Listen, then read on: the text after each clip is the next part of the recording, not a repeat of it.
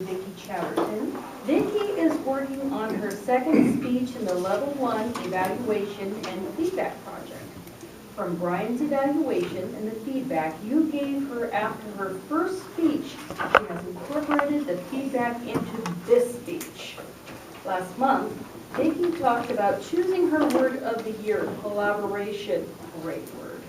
Here to tell you how the concept of collaboration has been going for the first 7 weeks of 2020, here is Vicki Chatterton going for it.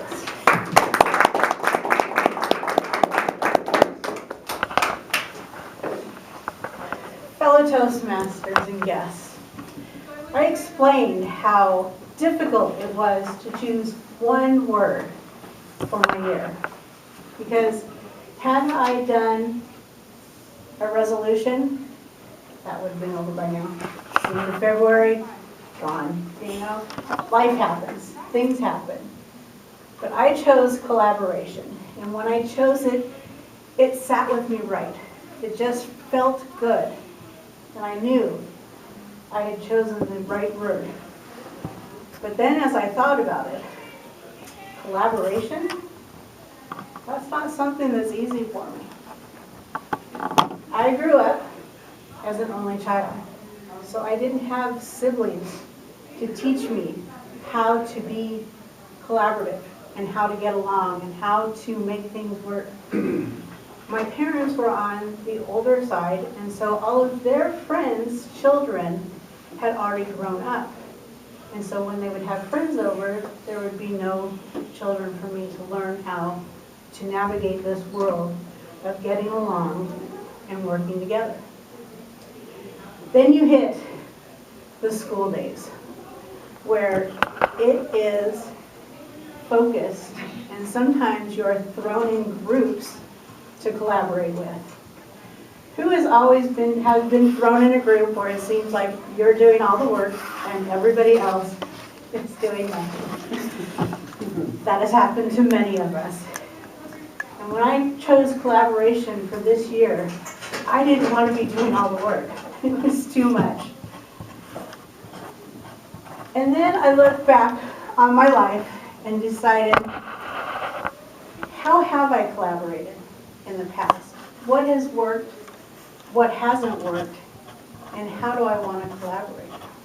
And I've seen my friends and coworkers and all sorts of people work together and collaborate on things. We've had Toastmasters work on projects and collaborate, and it seems to turn out really well. One of the best groups that I have seen collaborate in the Wenatchee Valley is Women's Service League. It's a group, a bunch of women who come together and make things work. It is amazing. You would think that with the strong personalities of these women that there would be tension, and usually if there is, it gets worked out right away and they're able to collaborate. And one of those things that you get to see every year is my girlfriend's closet. It is amazing how in 3 months they put together this pop-up shop and work together. So I looked at that collaboration, trying to figure out what worked. Because last year, I saw a couple of my friends get together to collaborate. And have you ever seen that partnership where you've got the dreamer and the starter and everything's going to be great and we've got all these plans, and then you have the person who's more of the business end of it and gets the nuts and bolts working together, and then it just somehow doesn't work out. They planned this Costa Rica retreat. And who wouldn't want to go to Costa Rica? Especially in December. Here, I would much rather be somewhere warm than in Wenatchee. But timing wasn't right for me, and it seemed like timing wasn't right for a lot of people, because they didn't get the numbers that they thought they were going to get. And so the one person who had dreamt it up and convinced the other person that it was such a great idea lost a lot of money. And I felt really bad for them because it hadn't been thought out. I have been approached by several people to collaborate on a book, because it seems in my realm of friends, everybody's writing a book.